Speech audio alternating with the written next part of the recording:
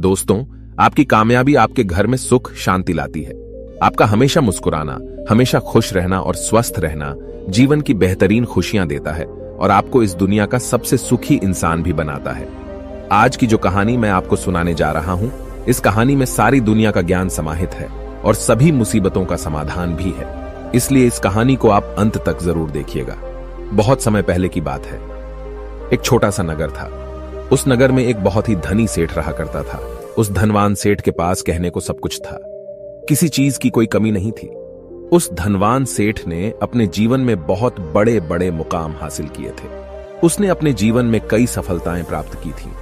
वह जिस नगर में भी व्यापार करने जाता, वहां पर भी उसे सफलता मिलना निश्चित था। वह अपने जीवन में कभी भी हारा नहीं था। उसका व्यापार भी खूब जोरों शोरों से चल रहा था।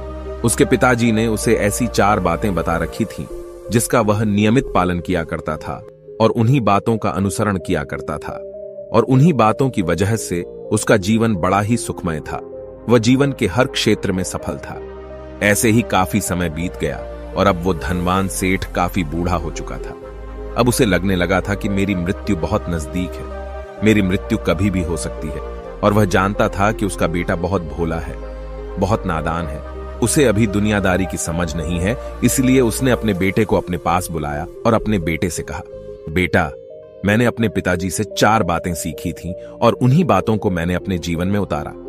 उन्हीं के अनुसरण की वजह से आज मैं अपने जीवन में इतना सफल हूं, अपना जीवन सुखमय पूर्वक बिता रहा हूं। उन्हीं बातों की वजह से आज मैं इतना सुखी हूं, संतुष्ट हूं और इतना धनवान हूं।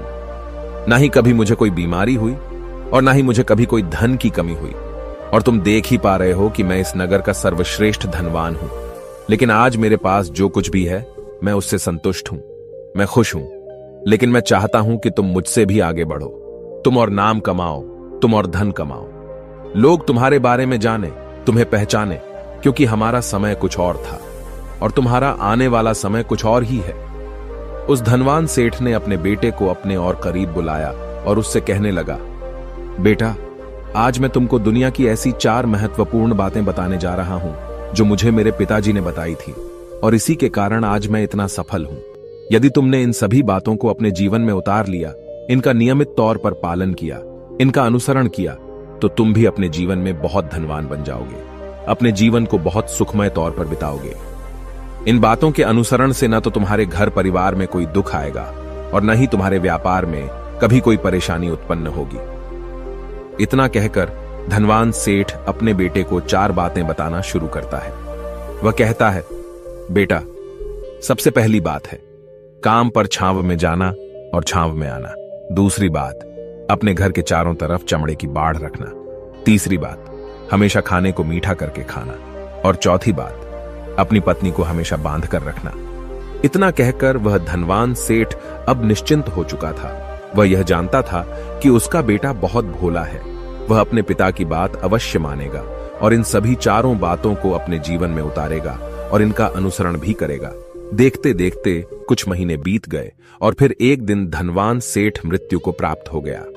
अपने पिता की मृत्यु के बाद उस धनवान सेठ के बेटे ने उन सभी 4 बातों को एक कागज पर लिख लिया ताकि वह उन्हें भूल न जाए और उन्हीं बातों को वह अपने जीवन में उतारने लगा। उन 4 बातों का अनुसरण करने लगा। सबसे पहली बात जो उसके पिता ने उससे कही थी, छांव में जाना और छांव में आना, तो उसने अपने घर से लेकर अपनी दुकान तक पूरे रास्ते पर एक टेंट लगवा दिया, क्योंकि उसके पास पैसा तो बहुत था और उसे कोई रोकने वाला भी नहीं था। जब भी कोई उससे पूछता कि आखिर तुमने ऐसा क्यों किया, तो वह उसके जवाब में बस इतना ही कहता कि मेरे पिताजी ने मुझसे ऐसा ही करने को कहा है। इसके बाद उसने अपने पिता की अगली बात का अनुसरण किया। उसने अपने घर के दोनों तरफ चमड़े की एक दीवार खड़ी करवा दी। इसे देखकर आसपास के लोग बहुत क्रोधित हो गए। वे लोग उससे झगड़ा करने पर भी उतर आए। कई लोगों ने तो यह तक कह डाला कि आखिर तुमने ऐसा क्यों किया, चमड़े की बाड़ तुमने क्यों खड़ी करवा दी, चमड़े से बहुत बदबू आती है और इससे हमें तकलीफ होती है, इसे आज ही निकलवा दो। लेकिन कोई उसका कुछ भी ना बिगाड़ सका, क्योंकि उसके पास बहुत पैसा था। इसलिए कोई भी व्यक्ति उसका ज्यादा समय तक विरोध न कर सका और उसने भी मन बना लिया था कि वह अपने पिता की सभी बातों को पूरे दिल से मानेगा। उसके पिता ने उसे तीसरी बात कही थी, खाने को मीठा करके खाना। जिस कारण वह अपनी पत्नी से हर रोज खाने में कुछ मीठा ही बनवाता था। कभी सेवियां, कभी खीर, कभी हलवा तो कभी मिठाइयां। हमेशा यही सब खाता रहता। और उसके पिता ने उसे चौथी बात कही थी, अपनी पत्नी को हमेशा बांध कर रखना, जिस कारण वह हर रोज अपनी पत्नी को रस्सी से बांध कर रखता था। ऐसे ही कई दिन बीत गए और देखते ही देखते अब वह सेठ के बेटे का जीवन धीरे धीरे बर्बाद होने लगा था, क्योंकि उसने अपने पिता की सभी बातों का गलत मतलब निकाला था और वह उसी के अनुसार उनका पालन कर रहा था। देखते देखते उसका उतना बड़ा व्यापार अब ठप होने लगा था। उसके यहां पर ग्राहकों की संख्या कम होने लगी थी, क्योंकि जब उसका मन करता तब वह दुकान जाया करता और जब उसका मन करता तो वह दुकान से वापस घर लौट आता। उसका अपने पिताजी के इस कारोबार में मन नहीं लगता था। इस कारण उसके सारे ग्राहक अब उससे नाराज होने लगे थे। उसके सारे ग्राहक अब एक एक करके उस दुकान को छोड़ते चले जा रहे थे। इसी कारण उसका पूरा व्यापार अब ठप हो चुका था। जिस व्यापार को खड़ा करने में उसके पिताजी ने खून पसीना एक कर दिया था, उस व्यापार को उसने कुछ ही महीनों में पूरी तरह से बर्बाद कर दिया था। अब उसका धंधा बहुत कम हो चुका था, जिस कारण वह बहुत परेशान रहता था। वह बहुत चिंतित रहता था और इसके साथ ही उसने अपने घर के चारों तरफ चमड़े की दीवार खड़ी करवाई थी। उस कारण आसपास पर बहुत गंदी बदबू फैल चुकी थी। इसलिए जो भी उसके आसपास रहते थे उन सभी ने वह घर छोड़कर कहीं और पर अपना बसेरा बसा लिया। चमड़े की बदबू के कारण अब उसके घर में भी कोई नहीं आता था।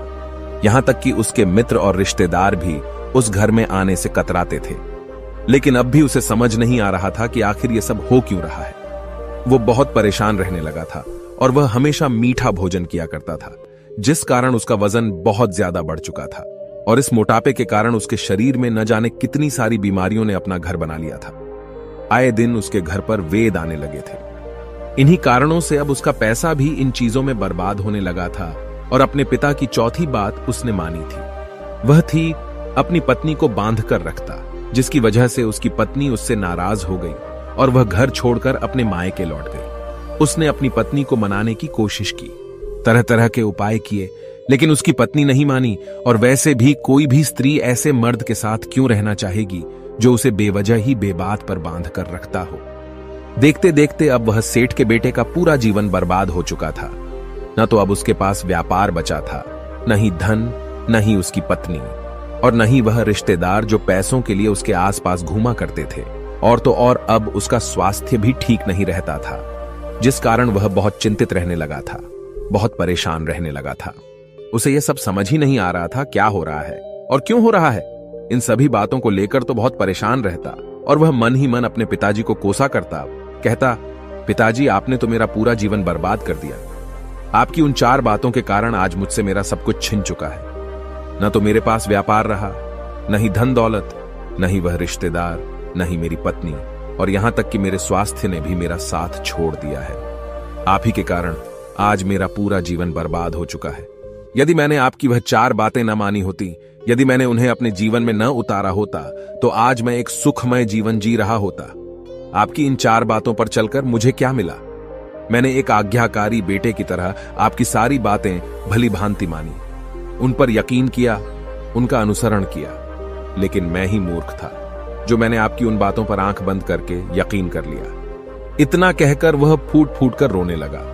तभी उसे एक दिन पता चला कि उसके पास के नगर में एक साधु आए हुए हैं और वह साधु सभी की समस्याओं का हल बताते हैं। चाहे कैसी भी समस्या हो, वह उसका निवारण अवश्य करते हैं।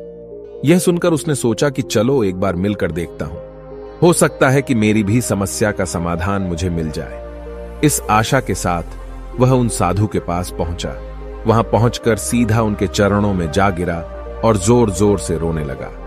वह कहने लगा, हे गुरुवर, अब आप ही मुझे बचा सकते हैं। मेरे पिताजी ने तो मेरा पूरा जीवन बर्बाद करके रख दिया। आज मेरी जो भी स्थिति है वह सब मेरे पिताजी के कारण ही है।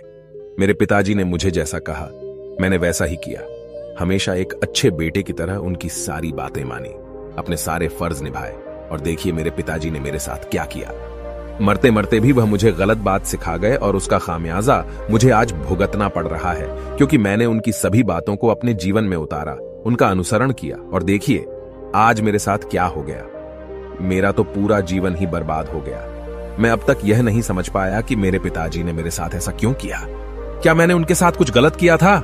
इतना कहकर वह उन साधु के सामने और भी जोर जोर से रोने लगा। तभी वह साधु महाराज उस सेठ के बेटे से कहते हैं, बेटा चुप हो जाओ, पहले मुझे अपनी सारी बात तो बताओ। आखिर तुम्हारे साथ क्या हुआ है? तुम इस तरह से क्यों रो रहे हो?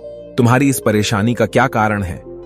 उन साधु के इतना कहने पर उस सेठ के बेटे ने पर्ची उन साधु के हाथ में रख दी, जो उसने अपने पिता की मृत्यु के बाद लिख रखी थी, जिसमें उसने अपने पिता की चारों बातें लिखी थी। उन साधु ने पर्ची ली और उसे पढ़ने लगे, और उन्होंने जैसे ही वह पढ़ा, वह जोर जोर से हंसने लगे, और वह उस सेठ के बेटे से कहते हैं, तुम कितने बड़े मूर्ख हो। तुम्हारे पिता ने तो तुम्हें दुनिया का सारा ज्ञान दे दिया, लेकिन तुम उसे समझ नहीं पाए। तुम उसका सही तरह से पालन नहीं कर पाए और कहते हो कि तुम्हारे पिता ने तुम्हें गलत राह दिखाई है, तुमने गलत संदेश दिया है। तुम्हारे पिताजी तो तुम्हारी परीक्षा ले रहे थे कि तुम उनकी बातों को समझ पाते हो या नहीं, तुम उनकी बातों का सही मतलब निकाल पाते हो या नहीं।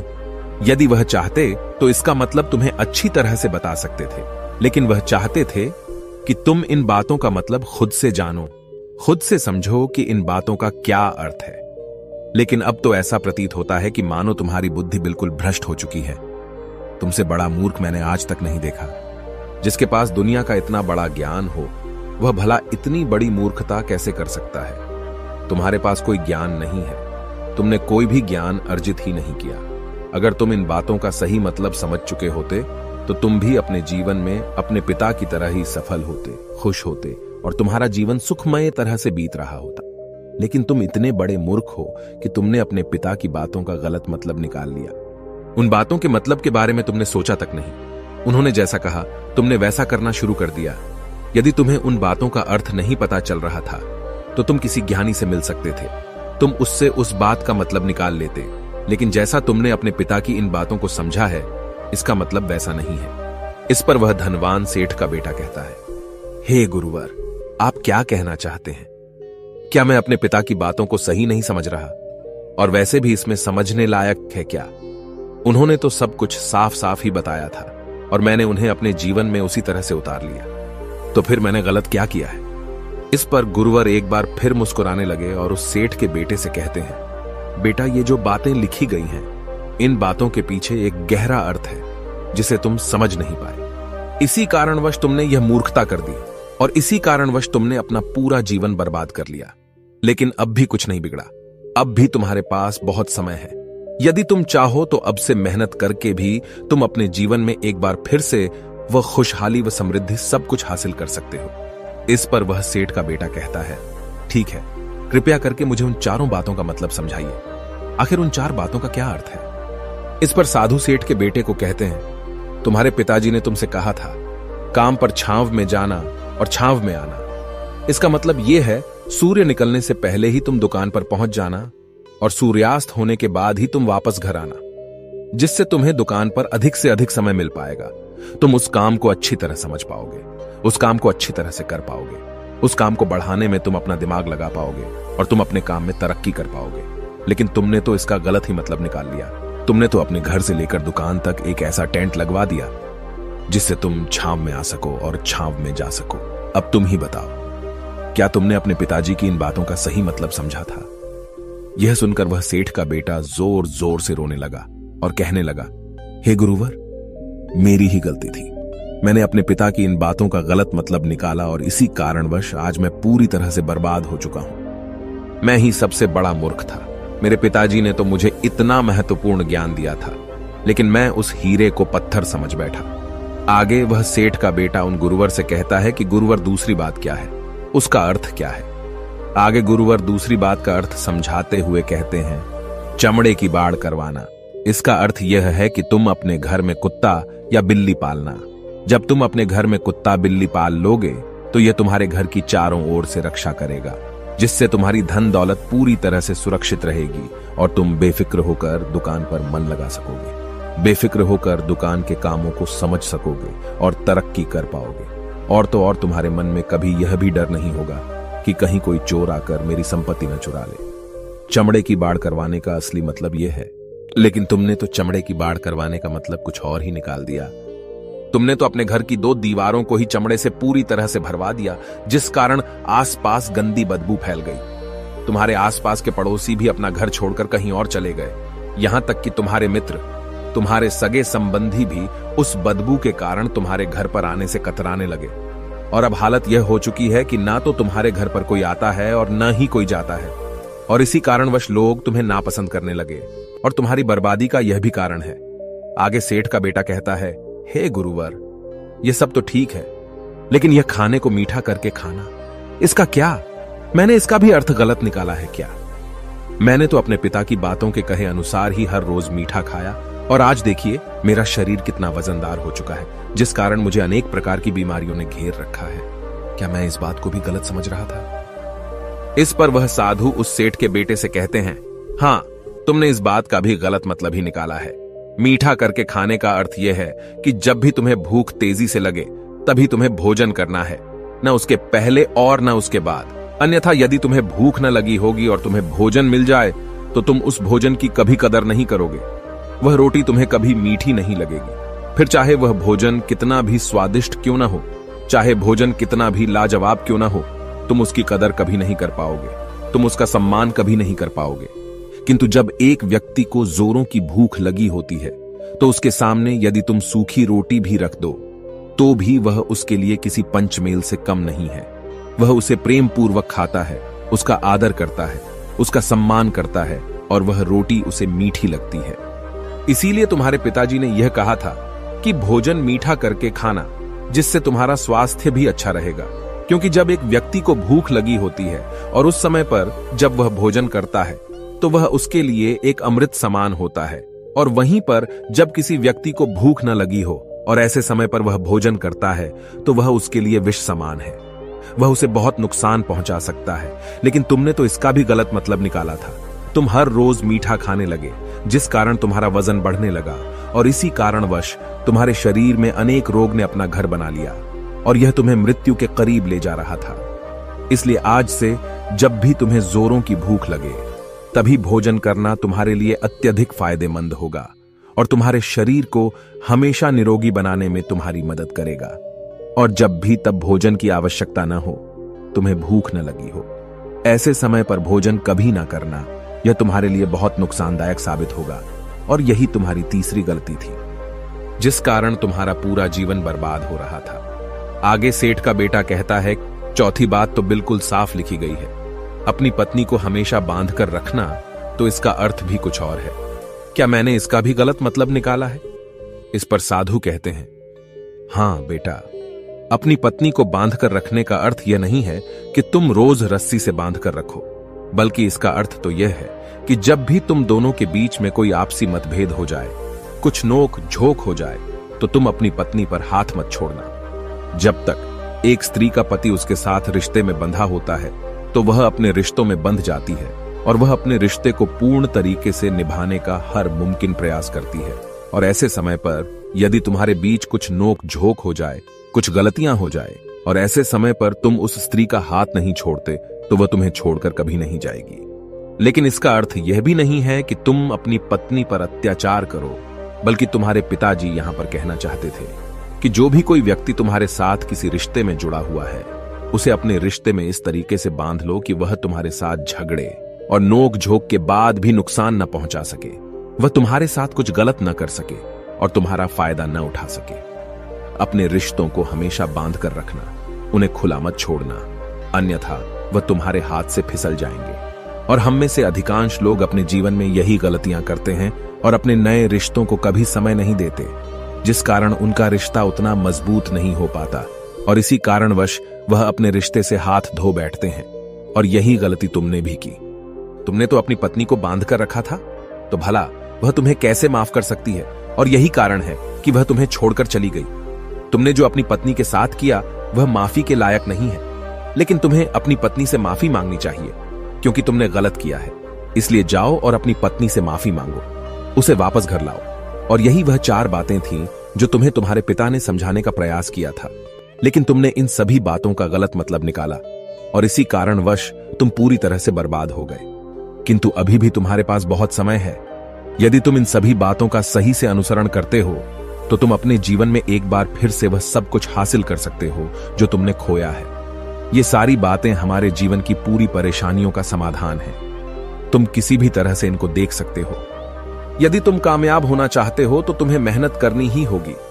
सूर्य निकलने से पहले तुम्हें अपने घर से निकलना होगा और हमेशा सूर्य के ढलने के बाद ही तुम्हें घर वापस लौटना होगा, ताकि धन दौलत को कोई तुमसे छीन न ले।